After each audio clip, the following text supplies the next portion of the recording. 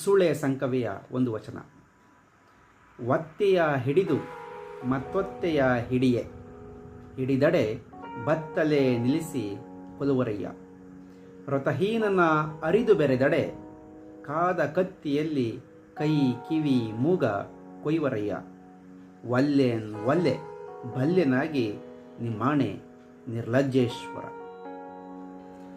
12ನೇ ಶತಮಾನದ ವಚನ ಪರಂಪರೆಯಲ್ಲಿ ಕಾಯಕ ತತ್ವ ಅತ್ಯಂತ ಶ್ರೇಷ್ಠವಾದ ಜನಮನ್ನಣೆಯನ್ನು ಗಳಿಸ್ಕೊಂಡಿತ್ತು.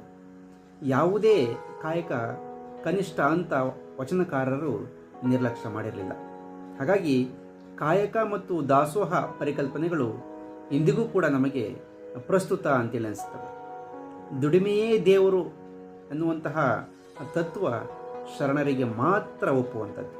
ಏಕೆಂದರೆ ಅವರು ಹೇಳಿದ ಹಾಗೆ ಬದುಕಿ ತೋರಿಸ್ತಂಥವ್ರು ಅಂತೇಳಿ.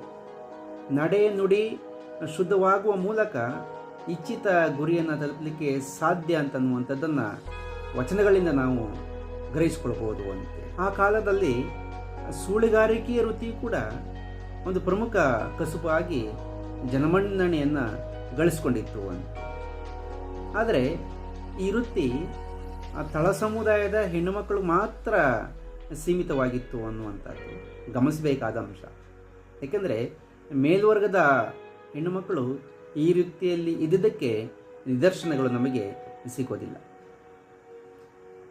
ಸಂಕವೆ ಮಾತ್ರ ನಾನು ಇದೇ ವೃತ್ತಿಯನ್ನು ಮಾಡ್ತಾ ಇದ್ದೇನೆ ಅಂತೇಳಿ ದಿಟ್ಟತನದಿಂದ ಹೇಳ್ಕೊಂಡಂತಹ ವಚನಕಾರ್ತಿ ಶರಣೆ ಅಂತೇಳಿ ಓದುಗರಾಗಿ ನಾವು ಗ್ರಹಿಸ್ಕೊಳ್ಬೇಕಾಗ್ತದೆ. ನಮ್ಮ ಸಾಮಾಜಿಕ ವ್ಯವಸ್ಥೆಯಲ್ಲಿ ವೃತ್ತಿಯ ಮೂಲಕ ಅಥವಾ ಜಾತಿಯ ಮೂಲಕವೂ ಕೂಡ ವೃತ್ತಿಯನ್ನು ಹಂಚಿಕೆ ಮಾಡಲಾಗ್ತಾ ಇತ್ತು ಅನ್ನುವಂಥದ್ದು ಕೂಡ ನಾವು ಗಮನಿಸ್ತೇವೆ. ಇದೆಲ್ಲದರ ವಿರುದ್ಧ ದನಿ ಎತ್ತಿ ನಿಂತಂಥವಳು ಸಂಕವೆ. ಈ ವಚನದಲ್ಲಿ ಆಕೆ ಹೇಳ್ತಾಳೆ, ಒತ್ತೆ ಒತ್ತೆ ಅಂದರೆ ಸೂಳೆಯರಿಗೆ ಕೊಡುವಂತಹ ಹಣ ಅಂತ. ಹೌದು, ನಾನು ಇದೇ ವೃತ್ತಿ ಮಾಡ್ತಾ ಇದ್ದೇನೆ, ಇದೇ ಹಣದಿಂದ ನಾನು ಬದುಕ್ತಾ ಇದ್ದೇನೆ. ಆದರೆ ಈ ಕೆಲಸವನ್ನು ಕೂಡ ನಾನು ಬಹಳ ನಿಷ್ಠೆಯಿಂದ ಮಾಡ್ತಾ ಇದ್ದೇನೆ ಅಂಥೇಳಿ ಉತ್ತರವನ್ನು ಕೊಡ್ತಾಳೆ. ಏಕೆಂದರೆ ನಿಷ್ಠೆ ಇಲ್ಲದ ಯಾವುದೇ ಕಾಯಕವನ್ನು ಕೂಡ ಶರಣರು ಒಪ್ಕೊಂಡಿರಲಿಲ್ಲ ಅನ್ನುವಂಥದ್ದು ಕೂಡ ನಾವು ಗಮನಿಸ್ತೇವೆ.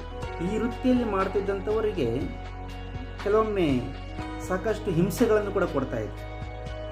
ಬತ್ತಲೆ ನಿಲ್ಲಿಸುವಂಥದ್ದು, ಕಾದ ಕತ್ತಿಯಿಂದ ಕಿವಿ ಮೂಗು ಕೈಯನ್ನು ಕೊಯ್ಯುವಂಥದ್ದು ಇತ್ಯಾದಿ ಸಾಕಷ್ಟು ಹಿಂಸೆಗಳು ಕೂಡ ನೀಡ್ತಾ ಇದ್ರು.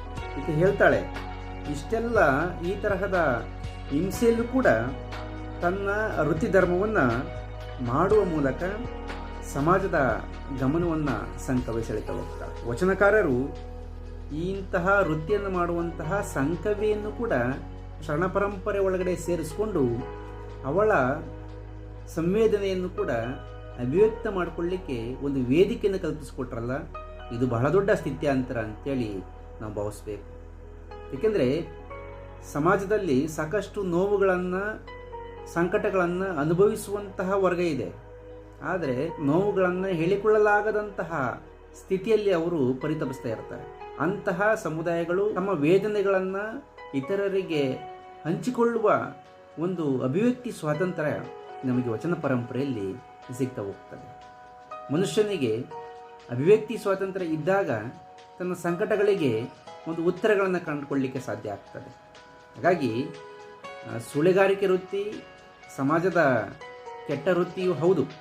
ಆದರೆ ಅದನ್ನು ಬಲವಂತವಾಗಿ ಪಾಲನೆ ಮಾಡಬೇಕು ಅಂತೇಳಿ ಹೇರ್ಕೊಂಡು ಬಂದಿದ್ರಲ್ಲ, ಮುಗ್ಧ ಜನರು ಅದರ ವಿರುದ್ಧ ದನಿ ಎತ್ತದೆ ಕೇಳ್ಕೊಂಡೇ ಬಂದಿತ್ತಲ್ಲ. ಇಲ್ಲಿ ಸಂಕವ್ವೆ ಅದರ ವಿರುದ್ಧ ದನಿ ಎತ್ತ ಹೋಗ್ತಾಳೆ. ನಾನು ಈ ವೃತ್ತಿಯನ್ನು ಮಾಡ್ತಾ ಇದ್ದೇನೆ, ಹಿಂಸೆಯನ್ನು ಅನುಭವಿಸ್ತಾ ಇದ್ದೇನೆ ಅಂತೇಳಿ ಹೇಳ್ಕೊಳ್ತಾ ಹೋಗ್ತಾಳೆ. ಆ ಹೇಳ್ಕೊಂಡಾಗಲೇ ಉಳಿದ ವರ್ಗಕ್ಕೆ ಗೊತ್ತಾಗ್ತದೆ, ಹೌದು ಈ ವೃತ್ತಿ ಬಹಳಷ್ಟು ಚಿಂತಾಜನಕ ಅಂತೇಳಿ. ಆನಂತರ ಅದರ ನಿರ್ಮೂಲನೆಗೆ ಕ್ರಮವನ್ನು ಕೈಗೊಳ್ಳಲಾಗ್ತದೆ.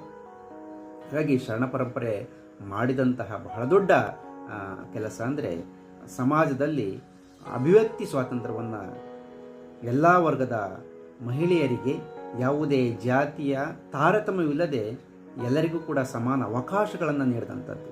ಇದು ಸಾಮಾಜಿಕ ಕ್ರಾಂತಿಯಾಗಿ ಹೊರಹೊಮ್ಮಿತು ಅಂತೇಳಿ ಸಂಕವಿಯ ಈ ಮಾತುಗಳಿಂದ ನಾವು ಗ್ರಹಿಸಿಕೊಳ್ಬೋದು.